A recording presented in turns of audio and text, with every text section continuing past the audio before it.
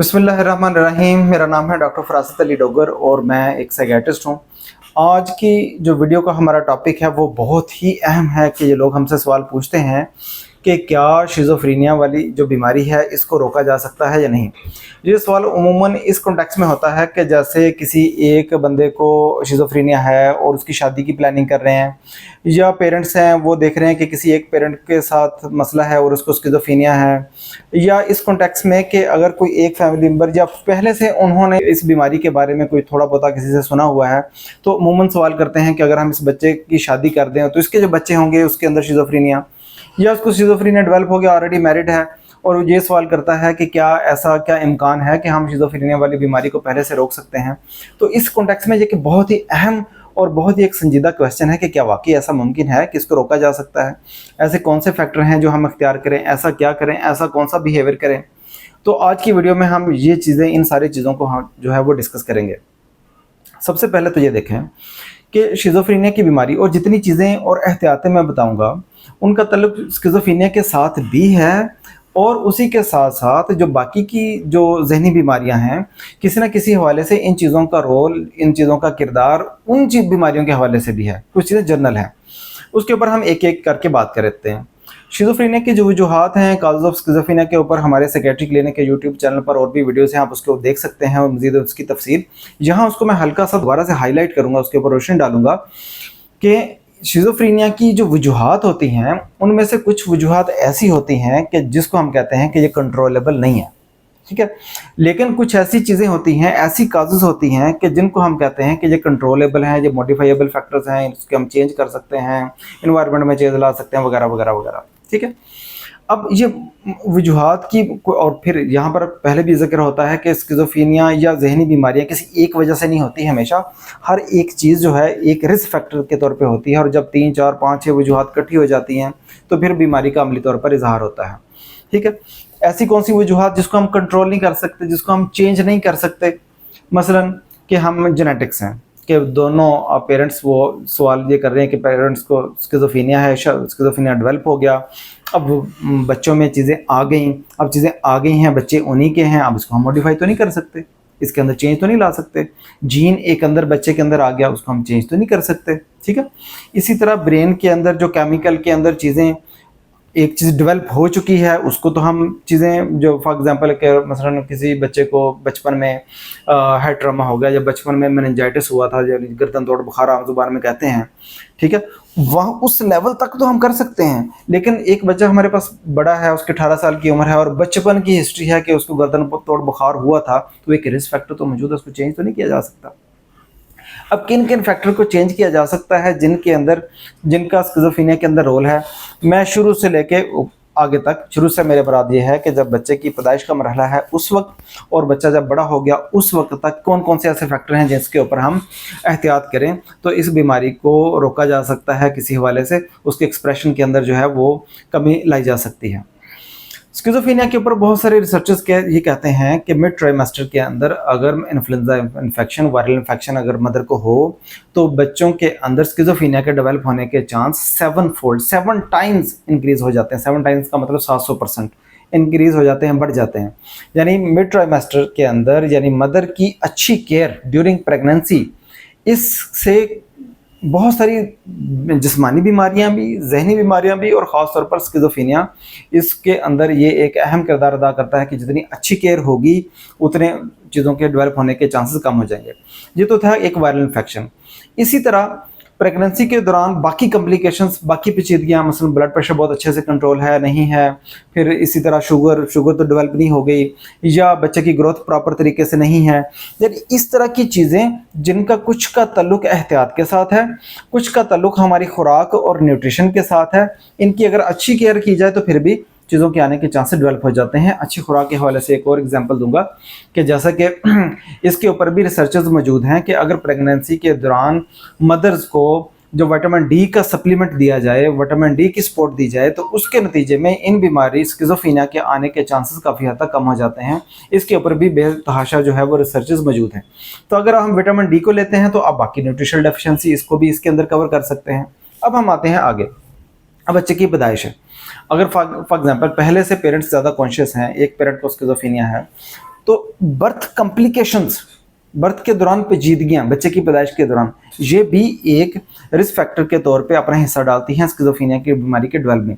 तो उस दौरान बच्चे की अगर अच्छी केयर की जाए, प्रेगनेंसी के दौरान, डिलीवरी के मरहले के दौरान अगर अच्छी केयर की जाए, अगर प्रोफेशनल को प्रॉपर तरीके से चीज़ें, ये ऐसी चीज़ें हैं जिनको रोका जा सकता है, जिनके बारे में पहले से हम कॉन्शियस होकर, मोहतात होकर चीज़ों को बेहतर अंदाज से कर सकते हैं मैनेज हो।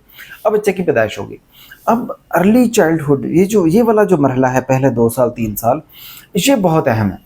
इस दौरान बच्चे का बीमार होना, इस दौरान बच्चे का ट्रामा, हेड ट्रामा, सर पे चोट आ गई, इस दौरान बच्चे का abuse, physical abuse, emotional abuse, इस दौरान बच्चे की मदर के साथ बॉन्डिंग, मदर के साथ अटैचमेंट, इस चीज़ का बहुत ज़्यादा इन्हिसार होता है बच्चे की फ्यूचर की पर्सनैलिटी के ऊपर, उसकी डेवलपमेंट के ऊपर, बाकी ज़हनी बीमारियों के ऊपर। और चूँकि आज का हमारा टॉपिक स्किज़ोफ्रेनिया है, तो स्किज़ोफ्रेनिया की डेवलपमेंट के ऊपर, इस चीज़ के ऊपर भी बेतहाशा रिसर्चेस, तहकीकात मौजूद हैं कि इन चीज़ों का बहुत ज़्यादा रोल होता है इस बीमारी के डेवलप होने में। तो उसको अगर कंट्रोल किया जाए, मदर के साथ अटैचमेंट की बहुत सारी टाइप्स होती हैं। एक होती है स्केयर अटैचमेंट, यानी स्केयर अटैचमेंट, बच्चा जो है वो उस अटैचमेंट फिगर, मदर है, फादर है, या ग्रैंड पेरेंट्स हैं, दादा दादी, नाना नानी, किसी के साथ, उसकी किसी भी एक फिगर के साथ जो डोमिनेंट अटैचमेंट, सिक्योर अटैचमेंट है, वो कंफर्ट फील करता है, तो वो बहुत ज़्यादा उसकी मेंटल हेल्थ के हवाले से होती हैं। कुछ में अटैचमेंट की और टाइप्स आती हैं, जिसमें एक डिसऑर्गेनाइज टाइप है, या मदर को, ये असल में मसला इस तरह, मैं इसके ऊपर ज़्यादा डिटेल्स इसलिए बात कर रहा हूँ, फॉर एग्जांपल कि अटैचमेंट पहले डेवलप होनी है किसके साथ, मदर के साथ, और मदर को कोई जहनी बीमारी है, ख़ासतौर पर अगर स्किज़ोफ्रेनिया है, तो उस दौरान क्या होगा कि अटैचमेंट मदर के साथ, वो बॉन्डिंग हो सकता है कि उस तरीके से अच्छी ना बने। अगर मदर की प्रॉपर ट्रीटमेंट हो जाए, या अगर मदर स्किज़ोफ्रेनिया है तो किसी भी फैमिली के और केयर गिवर के साथ बच्चे की स्केयर अटैचमेंट हो जाए, तो बाद में उस चीज़ को कंपनसेट किया जा सकता है, या इन चीज़ों के साथ जो है वो बचा जा सकता है। अब हम थोड़ा सा आगे बढ़ते हैं। अब बच्चे की स्कूलिंग है, अर्ली चाइल्डहुड इलनेस है, और इसके अंदर कोई शदीद बीमारी, जैसे मैंने अभी गर्दन तोड़ बुखार या मेनिंजाइटिस का जिक्र किया, तो इसके साथ भी अगर इन चीज़ें कंट्रोलेबल हों, बच्चा बुली होने से बचे, बच्चों को एक्सप्रेशन का मौका मिले। आमतौर पर देखा गया है कि ये बच्चे जिनको बाद में स्किज़ोफ्रेनिया डेवलप होना होता है, उनके अंदर कुछ ट्रेट्स पर्सनैलिटी के अंदर पहले आ जाती हैं। मिसाल के तौर पर, वो ज़्यादा सोशल नहीं होते, वो ज़्यादा इंट्रोवर्ट रहते हैं, वो बहुत ज़्यादा, कुछ उसके अंदर ट्रेट्स होती हैं बहुत ज़्यादा, समझ लें क्रिएटिव या अनयूजुअल चॉइसेस, यानी उसकी सिलेक्शन बड़ी यूनिक होगी, उसकी गुफ्तगू में कुछ लफ्ज़ों का चुनाव बड़ा यूनिक होगा। तो इस तरह बेतहाशा ऐसे चीज़ें हैं कि जिसको हम प्रोड्रोम ऑफ स्किज़ोफ्रेनिया भी कहते हैं, कि स्किज़ोफ्रेनिया भी डेवलप नहीं हुआ, लेकिन उसकी कुछ किसी हद तक अलामत आ गई। तो अगर इन चीज़ों को मैनेज कर लिया जाए, बच्चे बुली ना हों, जैसे मैंने बात की, उनको कम्युनिकेशन के मौके दिए जाएँ, ठीक है, और चूँकि वो इंट्रोवर्ट थोड़े से होते हैं, अपने स्ट्रेसेस और चीज़ों को एक्सप्रेस नहीं कर सकते, इन चीज़ों को अगर कर सकते नहीं बल्कि करते नहीं हैं, तो इन चीज़ों को अगर एड्रेस कर लिया जाए तो चीज़ें मैनेज हो जाती हैं। अब हम इससे तो एक चीज़ें और बढ़ते हैं, वो है फैमिली डायनामिक्स और फैमिली के आपस में रिलेशन। यहाँ मैं 2-3 टर्मिनोलॉजी का जिक्र करूँगा। इन चीज़ों का जो रोल है स्किज़ोफ्रेनिया के अंदर, वो कंसिस्टेंट, वो वेल एस्टेब्लिश्ड नहीं है, लेकिन बहरहाल कुछ रिसर्चर्स ये कहते हैं कि इन चीज़ों का डेफिनेटिव रोल है। उसके अंदर 2 टर्मिनोलॉजी हैं। एक है कि double bind communication. Double bind communication यानी एक कम्युनिकेशन है और उसके 2 मीनिंग है। मिसाल के तौर पर मैं छोटी सी मिसाल देता हूँ कि मसलन माँ जो है वो बच्चे को डांट रही है, गुस्से से, आओ मेरे पास। अब यहाँ पर 2 मीनिंग है, एक है डांट पड़नी है और एक है करीब बुलाया गया है। ये मैंने एग्जाम्पल के तौर पे बात की कि एक जूम यानी बात, एक तानों वाली बात, गुफ्तगू और है, माना कुछ हो रहा है, वो अब थ्रेट फील कर रहा है, जाऊँ ना जाऊँ, तो माँ बुला रही है, ना जाऊँ तो ये एक मसला है, अगर जाऊँ तो पिटाई होगी या डांट पड़ेगी, या ये एक मसला है। अब बच्चा 2 चीज़ों के अंदर कन्फ्यूज़ है। इसी तरह मैं आपको एक और इसकी एग्जाम्पल देता हूँ कि फॉर एग्जाम्पल कि अब बच्चे के से अक्सर हम पूछ लेते हैं कि माँ अच्छी है या बाप अच्छा है। ये तो शुगल में पूछ लेते हैं, हंसी मजाक में पूछ लेते हैं, लेकिन अगर कम्युनिकेशन इस अंदाज से हो कि बच्चा ये थ्रेट फील करे कि अगर मैंने कहा कि माँ अच्छी है तो बाप नाराज होगा, और कहा कि बाप अच्छा है तो माँ नाराज होगी, इस तरह की सिचुएशन के अंदर अगर कम्युनिकेशन होगी तो बच्चा एम्बिवलेंट फेज में आएगा, कंफ्यूज स्टेट में आएगा, इधर चूज करे या इधर चूज करे। तो फैमिली के अंदर इस तरह के रोल, फैमिली के अंदर इस तरह की कम्युनिकेशन, ये बच्चे की पर्सनैलिटी में और फिर स्किज़ोफ्रेनिया के सिम्टम के डेवलप होने में किरदार अदा करती हैं। हम कहते हैं कि बच्चे की अच्छी ग्रूमिंग के लिए, उनके वेल कॉन्फिडेंस के लिए बहुत ज़्यादा ज़रूरी है कि दोनों पेरेंट्स आपस में लड़ती हैं, बेशक एक दूसरे का सर फोड़ें, लेकिन बच्चे के सामने दोनों एक पेज के ऊपर हों। ठीक है। इसी तरह फैमिली डायनामिक्स के अंदर ही एक और चीज़ है, उसको हम कहते हैं मैरिटल स्क्यू। मैरिटल स्क्यू का मतलब ये है कि फैमिली के अंदर कोई एक फिगर बहुत ज़्यादा डोमिनेंट है यानी पेरेंट्स के अंदर, और दूसरा फिगर जो है, जो मदर या फादर कोई भी, वो बहुत ज़्यादा रिसेसिव है, बहुत ज़्यादा सबऑर्डिनेट है, वो किसी बात पे रेजिस्ट कर ही नहीं पा रहा। और स्पेशली ये इसको और ज़्यादा चीज़ ज़्यादा सिग्निफिकेंट हो जाती है कि अगर माँ बहुत ही ज़्यादा डोमिनेंट हो और बाप बहुत ही ज़्यादा जो है वो डॉर्मेंट हो और उस चीज़ों के हवाले से, तो इसको हम मैरिटल स्क्यू कहते हैं। तो इसका भी स्किज़ोफ्रेनिया की बीमारी के डेवलपमेंट के अंदर जो है वो रोल है। इसके बाद हम नेक्स्ट आगे आते हैं। आगे एनवायरमेंटल फैक्टर आ जाते हैं कि बच्चे ने जैसे स्कूलिंग है, उसका प्रोफेशन है, उसका कैरियर है, ठीक है। अगर बिल्कुल ही बच्चा एक उसने नौकरी पे अप्लाई किया है, कारोबार शुरू किया, वहाँ फेल्ड हो गया, फैमिली की सपोर्ट नहीं है, कोई और चीज़ नहीं है, तो पहले से वो बच्चा प्रेडिस्पोज्ड है कि जिसके अंदर स्किज़ोफ्रेनिया के आने के इम्कानात हैं। अब फैमिली के एनवायरनमेंट के जो फैक्टर हैं वो एक उसको एज ए प्रेसिपिटेटिंग फैक्टर के तौर पर रोल प्ले कर रहे हैं कि वो बीमारी जो छुपी हुई है वो ज़ाहिर हो रही है।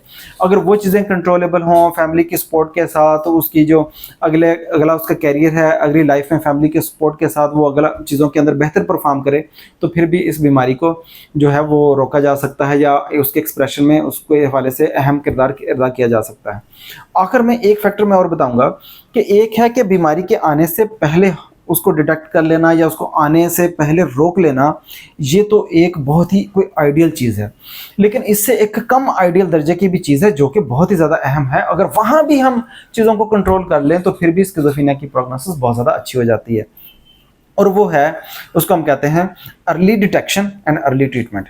यानी बीमारी जब आई उसको शुरू में ही उसकी तशखीस हो जाए और उसका ट्रीटमेंट शुरू से ही शुरू हो जाए। रिसर्च ये कहती है कि स्किज़ोफ्रेनिया के अंदर जो कोग्निटिव डिक्लाइन यानी सोचने समझने की जो पावर और सलाहियत है उसके अंदर जो कमी आती है वो मैक्सिमम पहले 2 साल के अंदर आ जाती है। तो अगर पहले 2 साल के अंदर अंदर स्किज़ोफ्रेनिया की तशखीस हो जाए और उसका ट्रीटमेंट पहले से शुरू हो जाए तो इस बाद वाली आने वाली पेचीदगियों से बचा जा सकता है। तो ये थी हमारी वीडियो आज की कि क्या हम स्किज़ोफ्रेनिया की बीमारी को रोक सकते हैं। इसके अंदर बहुत सारे फैक्टर्स, लेकिन उन फैक्टर का आगाज़ कहाँ से होता है, बच्चे की बर्थ से लेकर उसकी डेवलपमेंट तक बहुत सारे ऐसे साइको सोशल फैक्टर हैं जिसको हम अच्छे अंदाज से मैनेज कर लें तो किसी हद तक हम प्रोग्नोसिस को बेहतर कर सकते हैं, बीमारी को आने से रोक सकते हैं या बाकी चीज़ें। अगेन आखिर में इस डिस्क्लेमर के साथ जितनी भी बात हमने की हैं ये एज ए रिस्क फैक्टर के तौर पे हैं। किसी बात को हम 100% कॉन्फिडेंस के साथ ये नहीं कहते इसको रोक लेंगे तो ऐसा होगा। हर चीज़ का थोड़ा थोड़ा ऐड ऑन रोल है, तो जितने फैक्टर को कंट्रोल कर लेंगे उतना ज़्यादा अच्छा होगा। उम्मीद करते हैं कि आपको हमारी वीडियो ये पसंद आई होगी। इंशाल्लाह अगली वीडियो में किसी और अहम टॉपिक के साथ आपके सामने हाजिर होंगे। अगले प्रोग्राम तक के लिए इजाज़त दीजिए। अल्लाह हाफिज़।